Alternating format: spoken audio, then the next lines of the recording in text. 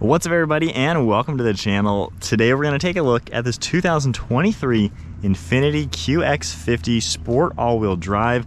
This one is around $53,000. We're going to take a full look, see what this vehicle has to offer. So underneath the hood, you're going to find a 2-liter inline 4-cylinder turbocharged motor. This vehicle pumps out 268 horsepower with 280 pound-feet of torque, and it is all-wheel drive, of course, with a CVT transmission. If we go ahead and take a look at the styling, it's a pretty sporty looking car. I really like the black accents you'll see throughout it. We do get a set of nice LED headlights, and I like the body contours, the body color, as well as all the gloss black trim you're gonna see. You get a nice LED fog light down below, and I especially like the lower portion of the bumper. It's really aggressive. We get a blacked out grille, even a smoked Infiniti logo, which is also a sensor, huge mesh to allow cooling to the engine, then you get more gloss black and parking sensors down below. I think it's a pretty good looking vehicle overall, and I especially love that hood. You got really sharp lines left and right, really does make it look pretty unique. As we make our way to the side profile, this has a set of 20-inch wheels being the Sport model, pretty cool multi-spoke design as well as a two-tone color. And then we get a nice plastic trim piece around the wheel arch. A little bit of body molding as well. Then a nice trim piece that kind of goes in line with the hood line itself. Then you get pretty exaggerated lines throughout the side profile and a pretty nice overall proportion. I think from the side it's pretty sporty looking once again. You got some sharp lines down below in the doors, a set of body colored door handles. Then you get body colored mirror caps with an LED integrated turn signal and then a side view camera. There's also all blacked out trim surrounding the windows. I especially like this section, just with that cut, just really unique looking. We get some gloss black for the roof rails, and then a panoramic sunroof. And overall from the side, really can't complain, really nice to see. You get an integrated spoiler up on top with more of this black trim, and then I really like just all the contours. LED taillights as well, sunken into the bodywork with kind of a semi 3-dimensional shape, and then you get a gloss black trim piece to connect them. You get all blacked out badges in the center, your QX50 Sport logo, and then of course all-wheel drive on the left, and really nice contours throughout the rear bumper. You can also see an integrated dual exhaust with nice looking tips, parking sensors as well, just a little bit of plastic trim, and then more body color down below. But I think it really comes together nicely, can't complain at all. We now have the key fob, pretty simple as you can see. However, if I hold down the bottom button, we're gonna get that automatic liftgate that is gonna open nicely. We have a ton of storage space in here as you can see, and of course with the seats up and down you can see the differences in space. And then in the floor we even get hidden storage. So you get all sorts of storage here, and if you lift this up, we have part of the audio system from Bose. So pretty cool the way it's designed. We have grab handles here to automatically lower those seats, which definitely makes it a lot more convenient. And then up on top we have a lock button, as well as the button right here, just to go ahead and close it up. And then going into the back seat now, you can see all black along the door panel with a little bit of a carbon fiber trim material, nice stitching and a grab handle, and you can get a good idea of how these lay and into the cargo area. If I go ahead and lift them up, lock them into place, we do have a recline lever as well, and they recline at a decent angle. And if I go ahead and climb inside, we have a pretty good amount of legroom. Now the seat is pushed up a little bit farther, however you do have plenty of legroom at my height, 5'11". There's even air vents, some plugs and storage, and then storage behind each of these seats. And then as far as headroom goes, I love the panoramic roof back here. You feel nice and open, especially with these windows. I mean, this is not a bad place. And then right here, you can lift this down, you get a good armrest, a little bit of storage, and then cup holders. And then on the left side, once again, a lot of glass to make it a pretty nice back seat to be in. So from here, we can climb out, check out the driver's seat. So this interior color is the Semi Aniline Monaco red. So really cool design with genuine leather. You can see more of the black leather material all along the doors, the same material here. Memory seating, lock, unlock, and window controls. And then you get all the aluminum illuminated door sill plates as well.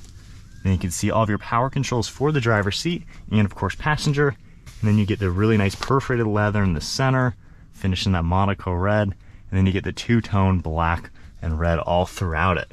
Really sporty looking interior. Then you get a pretty nice 3-spoke steering wheel with more black leather. Hopping in now, foot on the brake, and we can fire it up. And just moving the seat back a little bit. You can see all 3 screens turn on. You get a pretty good amount of information as well. So on the right side of the steering wheel, you can just scroll left and right and see a few different things that are gonna come up. It's not a crazy amount, however, it's kind of what you would expect. You can also see the analog tach and speedometer, of course, engine temp and your fuel. Then we have Bluetooth and audio controls on the left, and then some cruise control settings on the right. Now there's also a set of steering wheel mounted paddle shifters for the CVT to give you just a little bit more control. Then we have the stalk on the right side for all your wipers, and then turn signals on the left. Headlight controls over here. You have your steering intervention, parking sensors as well, and then you have your liftgate control.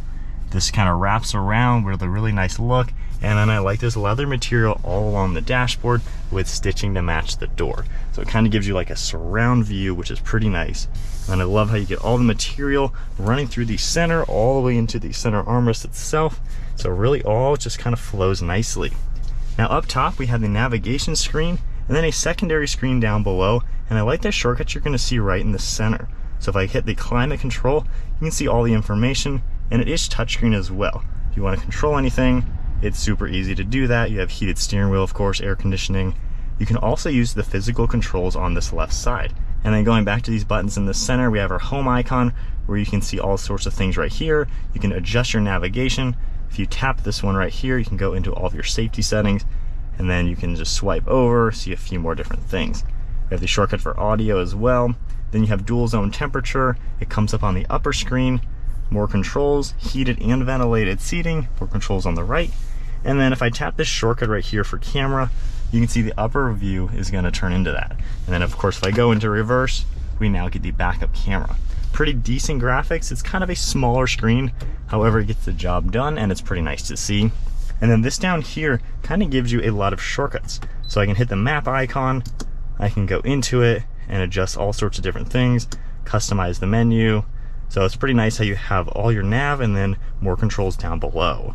And then you're also going to see a CD player right in the center with a few more radio controls as well. We do get wireless charging, some plugs, as well as a 12 volt. Then you get your 2 cup holders, nice shifter design. Then down here we have our drive modes. If we go ahead and toggle this up and down, you can go into all 4 of your different modes. It'll pop up on the lower portion of the center screen as well. We have an electronic parking brake and the brake hold, and then a nice little button to pop this open. We have a pretty good amount of space in here. It is a little tight having this design, but you get a little bit. And then on the far right side, you can see a pretty normal glove box. So definitely a pretty nice interior overall, not too bad.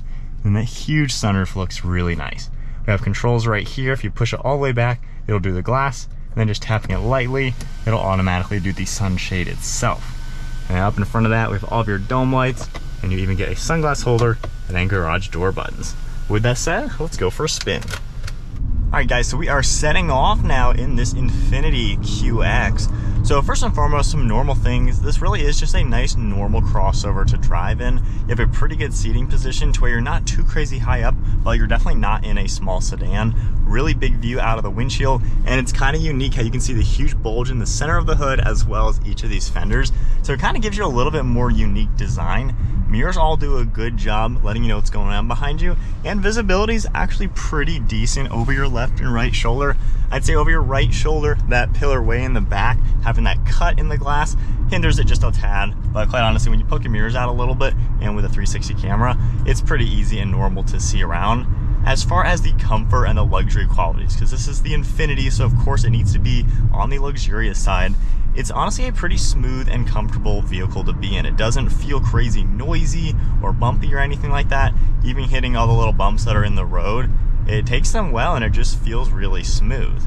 The drive modes do a little bit when you toggle them. If we go into sport mode and then toggle this down into the manual mode, it gives you a cool manual shift function. And for being a CVT, quite honestly, I think Nissan does the best CVTs. It doesn't feel like one because there's technically gears in how they've tuned the way the transmission works. So it's kind of unique how they've done that. If I go back into drive, It's actually pretty peppy. I think the 2-liter 4-cylinder is peppy enough to where you can get up and go. In sport mode, definitely much more aggressive. We go down to standard mode, tones down throttle response basically. However, you can still give it some gas and you'll climb up to some speed pretty nicely. As far as the fit and finish, I really like the materials you're gonna see. The Semi Aniline leather feels really nice. It looks super cool. And all the material all across the dashboard, the tops, the doors and everything, it really does feel like a pretty premium car. And for the price point, that low $50,000, it's not crazy as far as the price. You know, there's a lot of other crossovers that are probably a little bit more expensive than this from the Europeans. So it feels like Infiniti did a pretty good job just giving you a pretty normal to drive crossover. There's of course nothing performance focused about it, so when you're driving in it, you know, there's nothing, it's not fast or anything like that, but it's just a nice relaxed crossover with all the tech you're gonna want, and it just feels like a pretty nice family crossover to cruise in.